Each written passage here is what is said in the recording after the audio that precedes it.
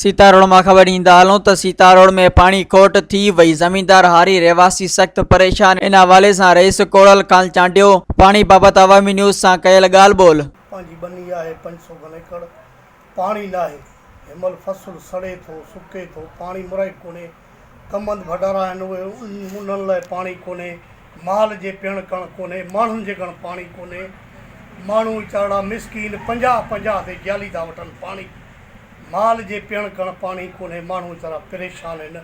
पानी मथे 50% जो रोकियो वेठो आहे। पंजाब में पानी आहे, सिंध लाइ पानी कोने। जॾहिं बोर्ड ईंदी झले झले उन्हनि जा दरवाज़ा पोइ मोह ॾींदा था ॿुॾे त वञी सिंध ॿुॾे, वञी सिंध वारा मोह ॾियनि। हिनमहिल असां अॻे इमरान ख़ान जी गवर्नमेंट हुई, हिनमहिल असांजी पंहिंजी सिंध में असांजी पीपल्स पार्टी जी गवर्नमेंट आहे ऐं बि उमेदवार एमपीअ जा आहियूं। इनशाला हयाती रही कॾहिं इन टिकेट ते एमपीअ ते बि लड़ंदासीं, पर पंहिंजे हक़ जे लाइ बि ज़रूरु दांह कंदासीं। मज़ीद ख़बरनि ऐं तफ़सीलात लाइ विज़िट कयो असांजी वेबसाइट www.awamiNewsHD.com ऐं ॾिसंदा रहो अवामी न्यूज़ HD।